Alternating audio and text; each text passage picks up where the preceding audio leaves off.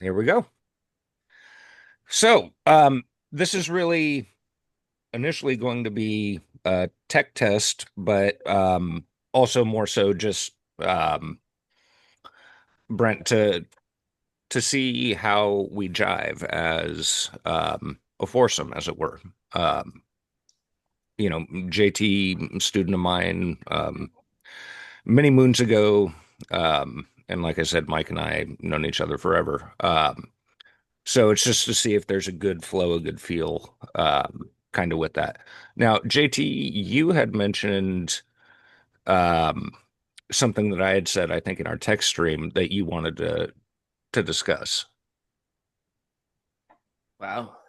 Way to put me on the spot there, big guy. You're welcome, I'm buddy. sure I mentioned in our text streams many a thing that I wanted to discuss. Are you talking about what our first question, essentially, that the one that was based on your question of why it feels like people can't talk these Exactly. days if they have different perspectives? Yeah, absolutely. I would love to prove them wrong and sit here for a little bit talking amongst each other. I know that we all have varying degrees of similar and different perspectives on things. I think we have a range of the political spectrum, uh, from, like, I think I would say probably the farthest any of us go is probably center left, but then I know that, and I don't want to put words in your mouth, Brent, but I think you would probably identify yourself as like a libertarian, right? So Whoa, whoa, whoa, whoa. Did you just assume my political stance? It's not a little, it's against very, your political stance? I'm just curious. it was very liberal of me. I'm sorry. Yes, yes, it was. No, I'm you're right. sorry. You're a Nazi. No, okay. No, you're right. I would definitely say, it's all for nothing if we don't have freedom, right? So libertarian definitely speaks to my heart, if you will.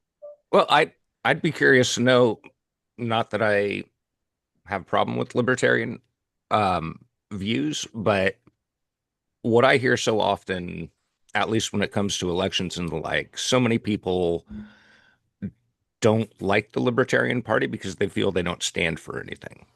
Hmm. Yeah, no, I could definitely see that perspective. I mean, because you're right, we don't just fit into one category, right? It's not just that, oh, I believe in conservative values, which, a lot of them I do, as long as they're not affecting other people. To me, it goes back to being completely about freedom. I think that as long as we're not harming one another, we should be able to do anything we want. We should be able to do anything we want to our bodies, to the world around us. Again, as long as if I wanted to take a tank and drive it through Reno right now, I don't see an issue as long as I'm not harming anyone. Which I've offended a few of my other friends by, environmental causes that could impact. But I do think that I could see your perspective that we don't stand for anything. Well, I think at a core we stand for individual rights and individual freedom. No, Right. Yeah. go ahead, JT. Oh, I was just going to say, to my understanding of libertarianism, is wanting a minimum amount of rule of law to maintain a functioning society where people are left majorly to govern themselves, and to, I as long as you're not inflicting harm on other people, that's the idea. Right. I would Uh, argue more so not so much a rule of law, but a um, no interference from government, or as little interference as need be. I would agree with that as far as a dictionary definition, but as not identifying as one of those. I don't know. Brent, do you want to field that? No, no, I would agree. I think to me it goes back down to personal freedoms, personal choices, and having as little impact from a parent, if you will, which is what I consider the government, stepping in and saying, Mm. no, you can't do that. I don't agree with that. I think, you don't have a place. I think that as a society we do have to have some common laws, but I don't think that you should be able to tell me anything I can and can't do as long as I'm not harming. Hmm. Does that include illicit substances, drug use, the like? Right. Absolutely. Right. So, we create laws around drug use. And, if I'm holed up in a corner in my house and I'm using whatever substance I want and I'm not harming anyone, who are you to tell me I can't do that? All right. Mike, I'm you've on been board pretty with that, quiet. actually. Yeah. Well, I'm just curious at what point, I mean, it sounds nice. When do you, Booger. how do you decide that you're not harming anyone? Who gets to decide? Because perspectives will vary on like your tank example. You immediately also came up with some friends who said, well, environmentally, there's some reasons why that would harm things. So it's like, where do you, when do you decide, and how do you decide, and where do you decide to create those? Because you said that society has to have some rules. So you're not an anarchist, but so at what point, when do you all sit down and make those rules, and how are those rules decided? This is because I see a problem of it could potentially lead to like a might is right scenario where if you had a big amount of inertia going for the way that you wanted to do things, you might be able to do whatever you want and sort of bowl over others because you're not harming anyone in your mind. So that's the only thing. That's what I was thinking about as you were talking about all that. Yeah, it gets back to you're impeding on other people's rights, right? If the might is right in the might is right scenario, you are harming other people. You are completely preventing them from their own actions, their own pursuit of happiness, right? I mean, isn't that what the whole story was about? So Yeah, I like a lot of the academic concept of that perspective. It also it reminds me of communism in a way, in that on paper the concept is appealing. It makes sense to want to live in a like classless, moneyless society that provides for everyone. I do think that once we get into those at any extreme in government, really, though, we get into that place where we're almost living in a fantasy land that humanity can't actually practically and functionally exist, unfortunately, because I think those ideas are cool. Oh my God, I said communism has an appeal. Oh my God. I'm not advocating for communism, internet people. I'm saying that as a fantasy, in like the Star Trek utopian fantasy of the moneyless, classless society, there's something beautiful to that, but it only can exist in the Star Trek society. As you can see, I love Star Trek, because they have replicators, right? They have gotten rid. We have this fantastical element, this fantasy element that gets rid of need and want and provides for everyone's resources. So that's why that society can exist in that way. And I don't think it actually can practically exist in the same way that an extreme, like just minimalist law society might not necessarily work, even though it's really appealing and it should be. The ideal is that we have a minimum amount of interference from the outside to maintain our lives. I do think, in my perspective anyway, that we live in a reality that's somewhere closer to the middle. Whether either side wants that or not is arguable, but I do like the idea. It's a beautiful idea a lot. I like it. I don't know if I like the idea of tanks driving down the road in a city, but by every average citizen, I don't, maybe extreme example. But going back to that, it's to me it comes back down to creating a smaller government, right, and having more. I mean, more individualized governments. I think the states do have a potential of running themselves. I think as we look at our society, we are growing globally, and there's a global economy. But I think like creating rules and laws that is overarching for all 50 states, like what I need here in Nevada is completely different than what you all need in California, right? And so forth through the all 50 states. So that's where I would like to see personally the rule of law kind of shift better towards, again, was 50 states united in one common goal of life, liberty, and pursuit of happiness. But each state deciding what is best for each other, or their perspectives, if you will. And if you don't agree with that state, you have an opportunity to be somewhere else, right? So, I suppose. Yeah, I don't necessarily agree or disagree with that, because there is a certain amount of privilege and wealth required to be able to move at will, and to just uproot and go to another place. You're relying on, are there job opportunities there? Can you afford, like, because even on the low end, it's going to cost someone several $1,000s to move to a different state, depending on how far. And that might not sound like a lot to some, but it certainly is a lot to yeah. Well, your point is made. I mean, it's expensive to move. It's not exactly available to all. I don't know if it, I didn't consider it a luxury, but it's almost at the level of a luxury to be able to say, I don't like it here, I'm going to go somewhere else. I was lucky, for instance, for example, I was on the East Coast and it wasn't working out. So I moved back to the West Coast because I was from here and I already had a support structure. I was fortunate. So that wouldn't have been possible. And it wasn't possible for a lot of people that I met on the East Coast that didn't like where they were and maybe saw a chance for other opportunities, but they just couldn't, for whatever reason, couldn't get themselves out of their cycles and stuff. So, yeah, that's kind of what it comes down to, I think, right, Mike? It comes down to cycles sometimes. I moved from LA to Reno with just what I could pack in my little Chevy Aveo. Moved up here, had no support. I'm just happened to know a girl that lived in Reno, moved up here to be with that girl, and didn't work. And it didn't work out. 3 months later, I was living out of my car. And I was, working at a warehouse, living out of my vehicle, and sometimes those are the risks that we take when we do those kind of sojourns, if you will. And to me, I think it's important that we don't look at it as how much it's going to cost, but how much is your determination willing to drive you to do something like that? Yeah, because we value different things, and so it's not really about how much does it cost. It's like, how much are you willing to spend?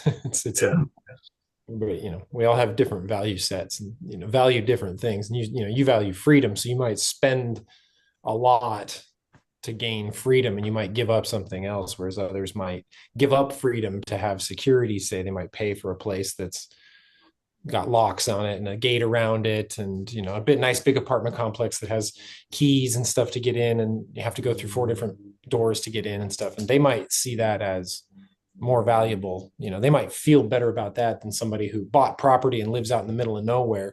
Right. It could get eaten by a coyote, but that's fine with them. They're like, you know what, that's the risk I'm going to take because I have my space around me. They've both spent the same on what they value. Correct. Yeah. Well said. Yeah. And I think we all here are homeowners, I think, right? There is something really no, he's in my borrowed space. Filthy renter. Filthy renter.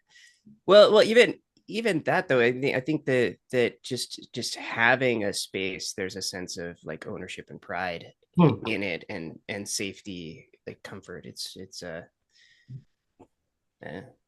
I don't even know where I'm going with that. It's just a beautiful thing. It's all, That's all we want. But anyway, to get back to what the initial topic was, why do we think people of differing perspective can't have civil conversation these days? Well, I mean, if that is the argument, because I think that it might be, one thing I see is the need to sign up with a particular team. I'll use something a little more innocuous like baseball. I'm here in Seattle. Mariners did okay. They didn't do well. They didn't go to the World Series, but so now it's like nobody cares about baseball in Seattle. But meanwhile, there's these other 2 teams that are like, hey, we still want to, I want to play. Canada's like, oh, I want to win. So they have their thing, but I guess my point is, like, prior to a couple of weeks ago, you could be friends with a stranger over the Mariners. You could say, hey, how about those Mariners, to a perfect stranger. You can't do that anymore because they're out. And it's because everybody's emotions and hopes and dreams were tied up in one team. They don't like baseball, they like winning. They wanted to be like, yeah, Seattle rules. And they can't. So now they're bummed. And so we're not friends anymore. Like you can't, that connection is gone. And so I think that it's sort of sad because the only connection that we had in the first place was we decided to like these guys that play a game, and then it didn't work out, and so now we decided that we don't want to be friends anymore, and it's so fickle. And so I guess my point would be like, why we can't talk to each other is because we've signed up for groups, and I know everything about my group and you know everything about your group, and I think it's the assumptions about what the other group does or says or how they think that stops us at that. We're not willing to say, what is your group about exactly, without becoming defensive. So you're saying society right now is the Sharks and the Jets. Oh, always the red, the greens and the blues. I think Marcus Aurelius was talking, or Epictetus was like, don't sign up with the greens or the blues. Okay. Okay. I mean, basically don't pick sides because, you'll be torn back and forth. I personally think you're 100% right, Mike D, but I think that I would further that to specify an enemy, and it's probably not going to be who you think, Mike, with a Y. I think it's social media. I think that it exacerbates and creates these micro groups that you're talking about, and in some cases macro groups, right? Like Dems versus Republicans, like these big groups, but then you have those smaller subsets within all that and crossing each other who like the Mariners or whoever, right? But I think that, in my opinion, where I started to feel a difference in society, where conversations became harder to have, was these echo chambers that people put themselves into, and with the increasing reliance on the algorithms that just further perpetuate these things that we see and consume. Like, it was hard enough back in the day where you had to deal with MSNBC versus Fox News, and like these are the two main sources where people get their information, and then we took that and we're like, oh man, hold my beer, let's do this with social media. My opinion, it's social media is the major culprit that was the difference, because it's only been like 10 to, in my opinion, 10-15 years where it's really started, and it's accelerated over time, but where it really felt like we just can't talk in a civilized way, like we're doing now, except apparently we can. This is proving it wrong right Yeah. here.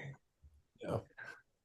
I would also argue, though, that it's been this way for centuries. How many dinner tables at Thanksgiving have blown up due to differences in politics? It's just that we now exist in a social media, like JT said, environment where it's out there. It's out there for everyone to have an opinion at the table. It's no longer just brother, sister.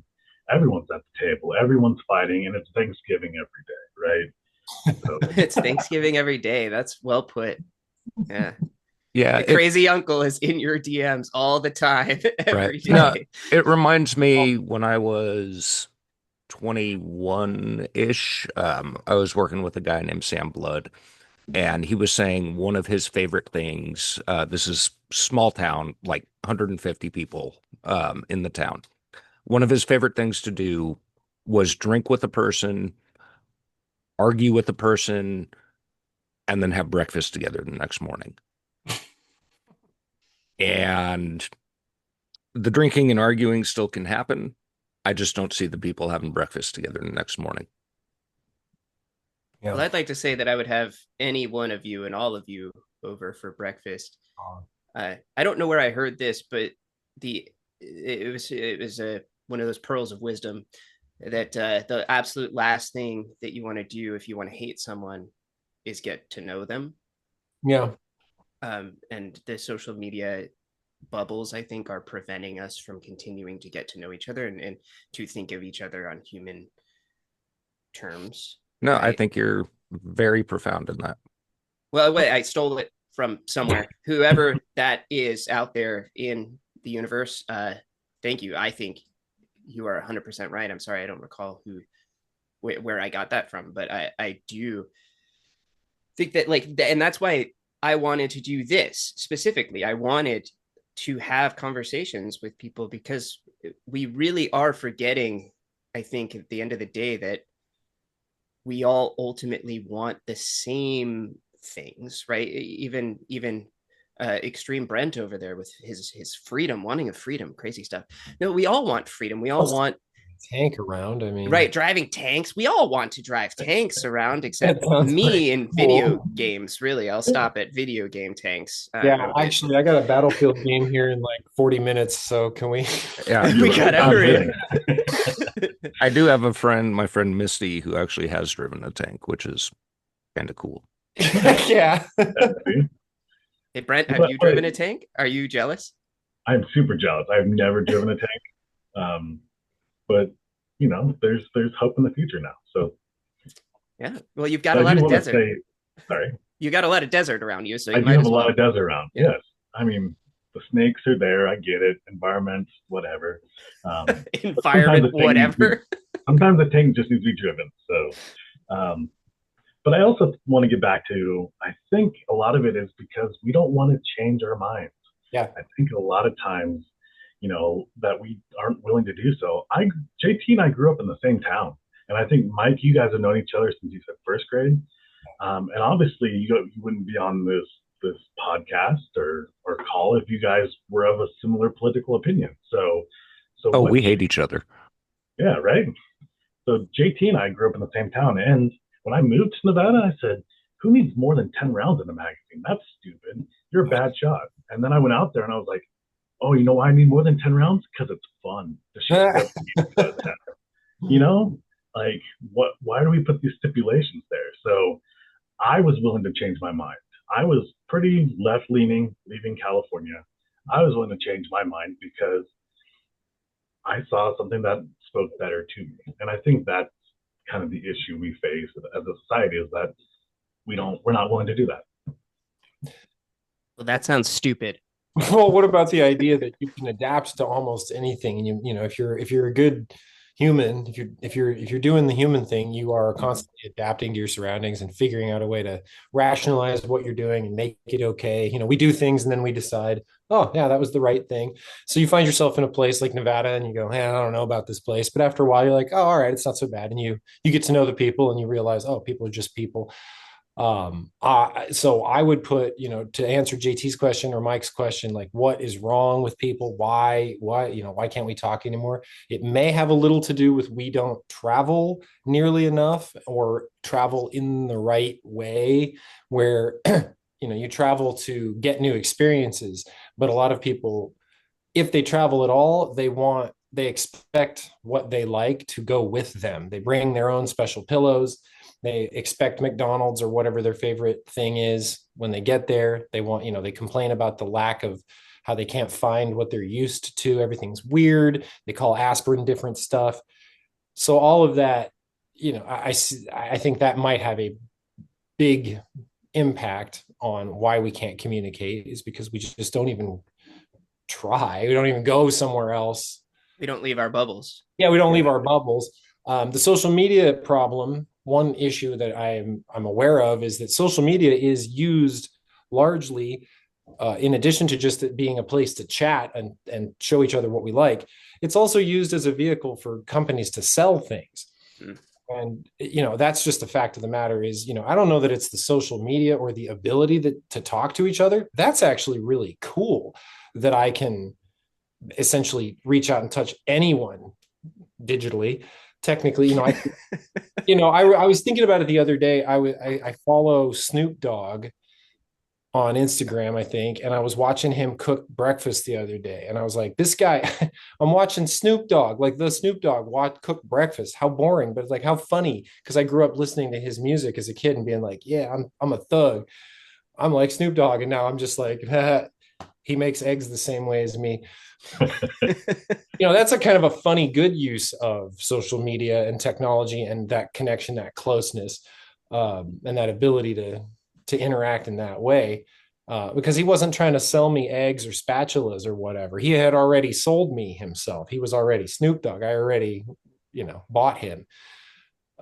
So there might be a corruption that comes in from like companies using these same channels to sell us crap that we don't need. Well, certainly the marketing.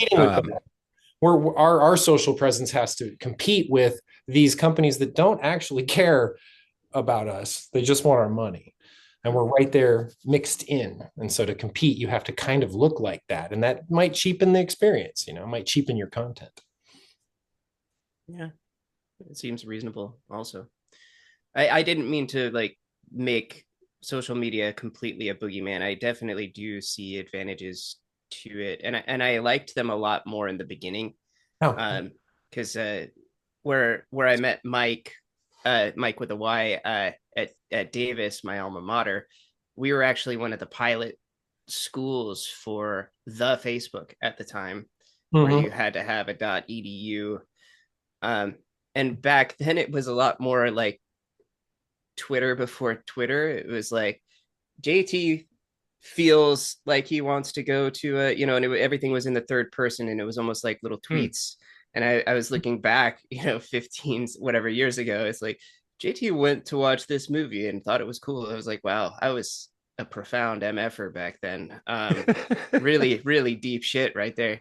But it did allow me to connect with a lot of people and make friends. So there were cool things about it. And I think you're right, Mike D, that like it becoming a monetized platform was a big shift in how it looked, and even its name, and like what it was trying to do, what it was trying to accomplish, and how it played. I mean, Facebook, when it first started, because it was some of my high school kids that were like, "You're on MySpace? Join Facebook."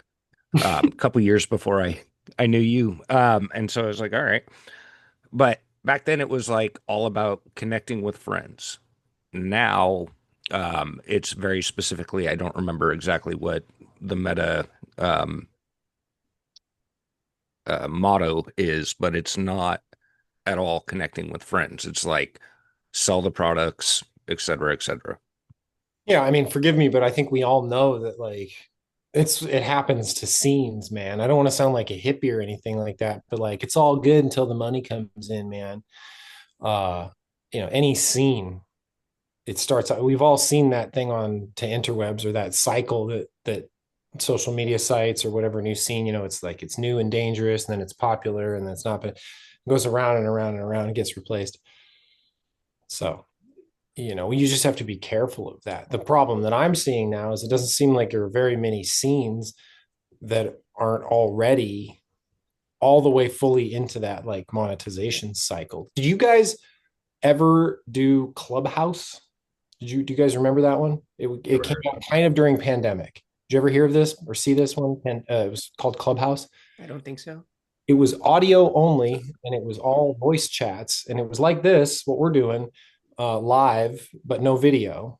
And they had it set up into rooms, and you could go on podiums, and you could have mods and block and this and that, or it could be a free for all.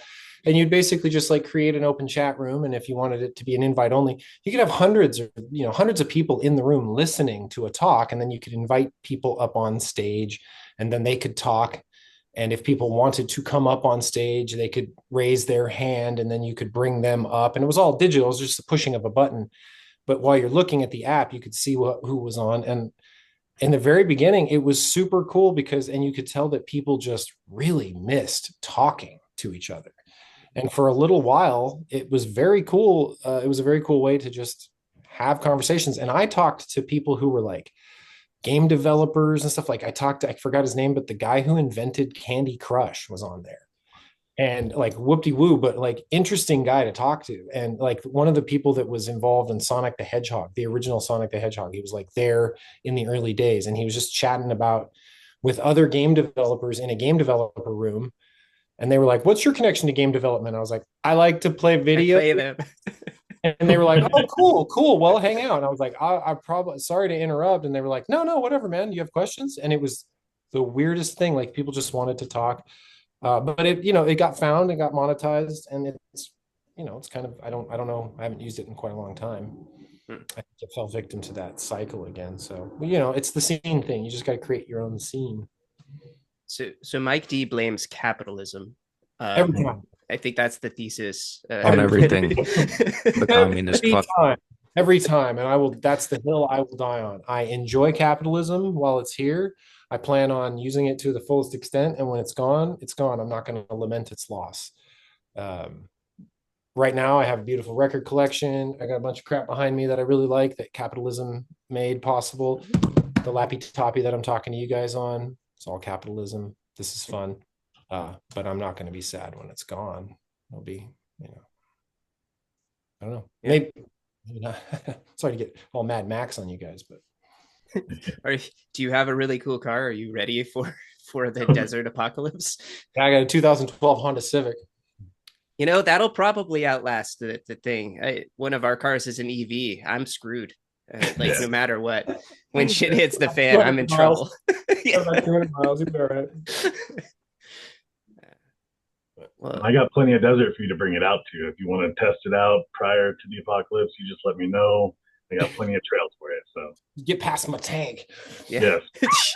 I'm sorry, dude. I'm gonna keep harping on the tank. I thought it was funny. I thought you said driving a tank around. I thought about Aphex Twin, the Richard, the musician guy. He, famously owns or owned a tank and drove it around his property in England. And I was just like, oh yeah, that is the mark of success. Like, how do you know you've made it? You have a castle that no one can get to because there's no roads. And how do you get around that? Tank. What I love about Brent though is it's what he led with. He's like, what is freedom to me? Freedom to me is a tank. Driving it around Reno, Can you get more? Picking up hookers. I don't know. A bald eagle on the arm, just yeah. I love it though. What do you think, Mike, with a Y? I try not to. I know. What do I think about what? What your answer to the question is? Why can't we talk? Why can't we talk? Why can't we talk? Because people don't want to listen. I mean, ultimately, okay. I think Let's that's move what on it comes from down that, to. Talk about something. No, I think people these days have their mindset, aren't willing to change their minds. And so what they're doing is refusing to hear an argument that doesn't go with exactly what they want to think. And I think that's a huge problem. I mean, I think that's the biggest problem, but I don't know. Well, I actually had someone flat out tell me that we can't be friends because I don't believe the same things they believe. And, I actually grew up with this kid, JT, who brought this thing up once that said, my beliefs don't require you to. I think that was a Matrix quote, right, JT? I don't know. It sounds like something really smart. So I probably made it up. It's probably made it up. Yeah, it's from me for sure. Right. Yeah. But I think that's one of the most profounding things that anyone's flat out ever said to me is, we can't be friends because you don't believe what I believe. And I said, well, that's silly. And I still remained his friend for many, many years until finally the juice wasn't worth the squeeze anymore. And I kept trying to connect with them. Just because we didn't have the same team going back to, the Mariners time. Do I know this person? No. Good. You're not they sound shitty. They sound like a shit person. They sound like an idiot. I actually like having people around me who disagree for the most part. Obviously, if they're not as long as they're not an enemy to my life, right? They're obviously going to be people whose perspectives are so divergent and they literally think of you as a bad person for being who you are. That's a hard person to get around. But that's also an exception. I don't know a majority of people who have that mentality. I do think, going back to what Mike with a Y said, that makes a lot of sense, is people aren't wanting to listen. I think that comes down to, and I know everything, so this is actually what it is. I think people have difficulty living in discomfort. Mm-hmm. long enough to see other points of views, to allow for the possibility that their point of view might not be perfect. It's uncomfortable. It is uncomfortable and scary to sit there and think about, oh shit, what I think, I don't know if I'm right about that. And to be willing to be in that place for an extended period of time, for it to be in that place long enough to be open to changing your mind, which is a slow and painful learning process. I think we don't want to be uncomfortable, and that also goes back to consumerism, like Mike D was talking about. Of like, a lot of what we buy is based on creating comfort and establishing routine, and making us docile. I don't want to sound like I'm reading out of Fight Club right now, but I think a lot of it does come back to that. Like the goods. This is why we can buy a 70-inch TV for $800 now, when before it was a $10,000 television. Like, the goods are made cheaper so that we can continue to buy them and be part of this, and we can present lifestyles that we don't have, and feel comfort and security and safety in that, even though our lives really haven't changed that much. I think Yeah. back in the day, owning a TV was a thing. We've all seen Back to the Future, I imagine. They're like, nobody has two TVs, right? Like, and I'm looking at Mike, and I know Mike with a Y, and like right now, me, like I have literally like three monitors right here in the same room. Right, like we only had one TV back in the day. We're like, here we are. Here's my stuff. Bragging Look at all my about stuff. my stuff. Look at my stuff. It's good. Well, it's interesting. I mean, I think we know this one too, but it's easier to change your opinion if you are comfortable. You think about the places where your opinion is most likely to be changed. It might be one of the places might be the bar after work.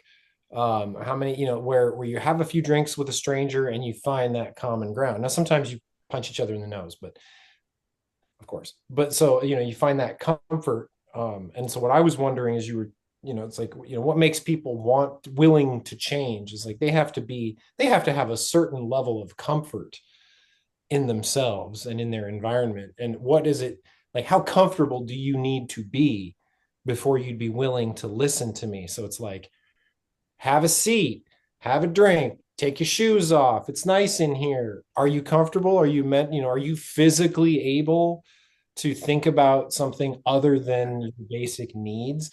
And I think a lot of people aren't, man. Like, their basic needs are not being taken care of in a comfortable way, in a way that doesn't produce anxiety, because their basic needs are being provided by their job, and their job is shitty. Their job is uncertain, not paying well enough, or not glamorous enough, or not respectable enough. There's all these reasons why your basics are being provided by a system that you don't really like. And that creates anxiety all the time. And so you're always uncomfortable. So any new information is just going to be that much more difficult to take on, because you already got your plate full with the stress of just like, I just want a place to chill. And so, yeah, the consumerism comes in. We buy all this stuff. We buy the sugary snacks. We go see the silly movies. We buy the exciting video games because it's just like instantaneous. And then we don't have any sort of structure, like, because of consumerism or capitalism or whatever you want to call it. We're not really told that that's wrong. Like, we're told that that's right. Yeah. Save up your money and go to Disneyland and blow it all at Disneyland. That's really interesting, Mike. It's a message, That's really interesting. I never really thought about it in that way, and I think that's really interesting, and kind of blows my effing mind a little bit. Like, it's hard to be willing to be uncomfortable in like a learning environment when you're not comfortable in your life. Think about already. your teachers, your friends that are teachers. They have a really hard time reaching kids because the kids are in dirty clothes or whatever. They got something going on at home that they're not comfortable at home. They're not going to learn. Period. Yeah. And like, that's a commonality we all share too. Like, left, right, and center. Like, it's not comfortable a lot of time in life, and so existing in a state of perpetual discomfort and anxiety. If like maybe at any moment I could lose my job, at any moment, I could get sick and my family is in trouble. If you need If that reasons to happened. worry, just take your phone out, open it up, and look Hey, at it. what? Don't knock my hobby of doom scrolling. Okay. You know what? I get through every morning and raise my blood pressure every morning. It's what I do. It's better than coffee. Get those cortisol levels up. You're addicted to anger. I think But we getting are. back to like the hierarchy of needs, right? That's what that comes down to. Is if your base needs aren't met, then you're not willing to accept the next level, and that's basic. But also, sometimes it's not just talk, right? Like the guy who, in the example I gave, where I went out and shot my gun for the first time, and the 10 round versus 17 round, he could have been like, "Oh, you're from California, you're not going to get it, you don't understand." He's all, "How about you just come out and try it?" Like, instead of it just being a verbal thing, I think action's another way to do it. Like, "Hey, Brent, instead of driving your tank through the desert, why don't you come out and see this cool snake, pit that I found?" Or, let's see the habits of scorpions. Oh wow. I think that's the other side of it that we don't do, is we go, "Nah, you don't believe what I believe, or you're not worth that effort." Yeah. That's pretty profound, dude. Wait, I will say about I do want to say about Brent, because because I hate him and he's horrible and ugly. No, what I want to say is actually a few years ago, he and I were talking about these things, about like the differences in perspectives. And one thing that Brent was willing to do with me and that we did together was we started exchanging books of like, "Hey, can you read this book? I know it's gonna like piss you off and make you uncomfortable." And in exchange, he's like, "You'll read this book," and we did that. We passed back and forth. We read like 5 or 6 different books together between each other. Fiction or nonfiction?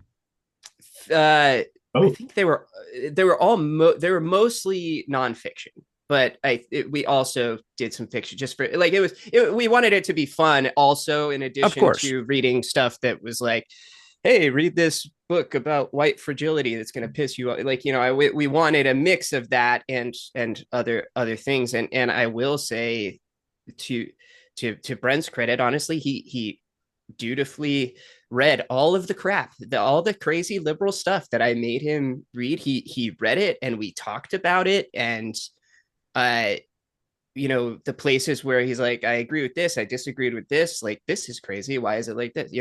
And the, "Oh shit, I didn't know that" stuff. So Brent has always, as maybe uncomfortable as his life has been living out of his car, he lived with me for a while. He's always, despite his discomfort, been willing to just keep miring himself in discomfort and trying to learn and explore things. And I just wanted to say that I always appreciate that about you, Brent, that you are always willing to listen and explore other ideas, and you're not just myopic in what your perspectives are. Thank you. I don't know what your angle is. You're never this nice to me. So I want the internet to think that I'm a good lib and not one of them scary ones, that Too late. Out in the streets, just attacking all the people. But no, I think, but what I'm saying is, like, it is possible, even if Mike D is right, which I think it does make sense, that it's hard to want to grow from a place of already living in discomfort. I do think it is possible. We can do it. We can stop being assholes, and we can listen to each other, and we can dare and risk and be open. Dare to dream. I think Mike, with why he's like, nah. Well, no, I having worked in education for so long, I'm all about listen and learn. Just so many folks, none of my students, of course, but so many folks choose not to listen nor to try to learn. And why do you think that is? I mean, where's the root of that? Is it that you're a bad teacher? Well, they're not willing to learn from you? Is that what? I know you're not a teacher, man. You tell me, JT. You were one of my students. How good am I at welding, Mike? Huh? You're brilliant. You can even light a flame-proof suit on fire. Exactly. the bonfire in the night. Exactly. Best teacher ever. I always felt safe in the Champagne. shop with this guy. Well, so Mikey, I assume you've seen it firsthand, and you've also seen other people try to educate, and you've been a team lead and many, many times, and you've Yeah. worked with kids and adults, and it doesn't seem to matter how old you are, you can be a dick. I mean, it's like so Yeah. it's No matter not how old he necessarily is a dick. not necessarily about age, it's about like experience. So like when is there a glimmer of hope? I mean, people don't kids these days don't want to listen. I think as you say it, that's not, if that were entirely true, then what would be the point of No, having I conversation? think there's Where do you see them hope? Is there no there's always hope, but When B, all I think connected to the that Wi-Fi network, you might want to check the connection settings in the Google Home app. Oh, sorry. I think what we're seeing right now is a vocal minority that managed to catch a certain aspect of the internet and project its belief, shall we say, um, out and get some broad support. I don't think that's the majority of individuals, however. So that's where I find the hope. Yeah. I think that makes a lot of sense to me, Mike. And I think that's what we need to keep reminding ourselves, is that this intractable group of society that can't communicate is probably actually much smaller than the parts of society that are willing to communicate and listen. It's just those minority groups, not like those small pieces are amplified Dude, don't be and bitches magnified. about minorities. As soon as I said it, I knew that I was like, fucked. I was like, somebody's gonna soundbite that motherfucker, and I'm gonna be in trouble right there. well, I don't know which party thinks which way, but what I see sometimes is like this belief of like at the core, you're like, if I can take care of myself, then I'll be able to take care of others. But I need to take care of myself first. And like, you got to be solid, because like you're not going to be any good to anyone if you yourself aren't solid. So there's that belief where it's like, I got to take care of myself first, put my own mask on first, and then I'll help others. There's that belief. Then, generally. And then there seems to be like another one where it's like, if I take care of others as much as possible, then I will be responded to in kind. They'll take care of me, almost like maybe out of a moral obligation or something like that. And I see that argument being made, and that, so I don't know. I was thinking about that the other day. It seems to be like it's kind of the same thing. Both of those sides sort of want the same thing. They're just going at it from a different viewpoint. And like one could be seen as strong, and one could be seen as like passive, or like aggressive or passive. Like I need to be strong so I can support others, versus I need to be helpful so I'll get help when I need it. I think it's like Eastern versus Western society, right? So Eastern society, the collective is more important than the one or the few. When the Western society is, the individual, the army of one, right? If we want to go to that, the army of one builds upon everything else. So, well, do you think either of those is more right or less right? Because I can see arguments for both of those, and in different times. Like you do have to be solid in yourself. You do have to be strong. You can't let shit bother you. You can't let all this craziness do that. But also you do have to help people and be selfless and sacrifice yourself sometimes. How do you know when you were right? Because it's like you're dead either way, it seems like. I think it just depends on what your strengths and weaknesses are.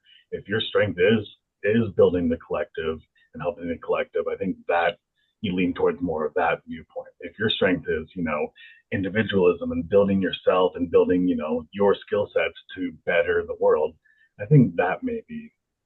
Well, that might be my point, is that we seem to value, I say we just in general, like, the zeitgeist, or what people in general seem to value that individual sovereignty more than sharing.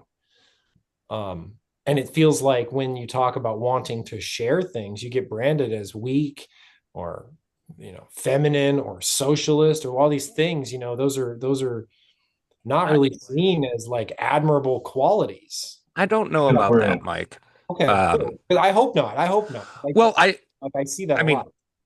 I grew up in the church, which I know you didn't. And the amount of the various churches that I played through over the years, the amount of community giving by the church communities has overwhelmed me at times just from seeing Yeah, the amount of support and absolutely. wanting to help. So, Yeah, absolutely. That's an example of, that I'd point to. I agree with you on that one. That's a time where it does work, where you see the effect of it working. Why they're doing it, they think they're going to hell. Hey man, I say don't do that to yourself, but at the end of the day, they're helping people. So Well, as Okay, you how were about talking, search and rescue teams? Like the search and rescue teams that go out, Pacific Crest Trail is a great example of that, right? They're not paid, they're volunteers. They're going out and searching for someone. That's absolutely. putting the community ahead of yourself, right? Absolutely. So, Absolutely. That's taking their strengths as being able to climb and hike and survey and track and all that. So they have all those skills and they're like, I'm most useful to my society. That's almost the argument. The first side of it's like they have become strong in themselves so that they can help others. true. Okay, good point. yeah. They got to that point. They did both. They're like sages because they did all the work to become self-sufficient, and they've taken now that, and now they're going to sacrifice that and possibly die themselves searching for people who weren't ready. So Well, as you were talking, Mike, I think what I was thinking about, and then as Brent came in with like the East versus West mentality, which I agree tends to be there as well. It also was making me think about just like the difference between mommy and daddy in a single household. You've got the and this is a gross oversimplification, forgive me for the sexism internet, but like the daddy wanting to be the strong, the provider has to put his mask on first so he can put his mask on everyone else mentality, the one who has to take care in that way, the paternalistic, the strong masculine energy. But then the mom on the other side who like would give every bit of herself away before she takes care of herself, and that both of those can exist in harmony at the same time and with each other. And that those sages you were talking about, they are that they have both that maternal and paternal like combination, and these people who tend to volunteer their time in those ways, you've got the strength and the like, they do take care of themselves first and strap themselves in, and they put on their fireproof vests that are actually fireproof, which is really cool. And then they sacrifice themselves to go, and they will, down here in the fires, they're out there, they were there for dozens and dozens of hours sleeping in the dirt surrounded by fire trying to put out these fires. I think the two exist in harmony, and that's part of what makes the two parent household so important. Whether it's a daddy, mommy, daddy, doesn't matter. You have this like balance of gifts. and I think good pairings, you take turns being the strong one or being the compassionate one. I mean, there's things we tend to more than the other, but I think it's in all of us to be strong and to be compassionate and share. And maybe that's what we're supposed to be with Republicans and Democrats. Yeah. Honestly, I think there was something you had said earlier in a previous conversation where it was like you'd have your squabbles, you'd say red, red, red, blue, blue, blue, but then you'd have the election, and then whatever happened, you'd say, well, all right, well, we'll support it. We lost. We'll see. We'll try it next time. it's what it is. But this is what we voted for, or that's what you voted for. You guys won, so we'll right. On that note, gentlemen, I think we should wrap it up for today. Just because I know Mike has. Good. I know. JT said Democrats and Republicans are really. I said, okay, you know what? Right, whoa. We're not ready for politics here. Whoa. We had said that maybe we should have a discussion about what we think those definitions really are, even because we're talking about teams. What do we believe? I'm still curious what you guys think your team believes in. So perfect. And, I and think we're not that's- talking about the Mariners. This is a good one for next time. Yeah, no, I think it's a great Hope we topic get for it. next time. However, I know Mike has another engagement, and so I want to give him a chance to, refill his tea and the like. I got to get in the car. I'm going to the east. Ah, fair enough. All Thank right. you, everyone, for the invite. I really appreciate being a part of the conversation. So. Thank you so much for Yeah. being here. Good job, guys. Thanks for talking. All right. See ya.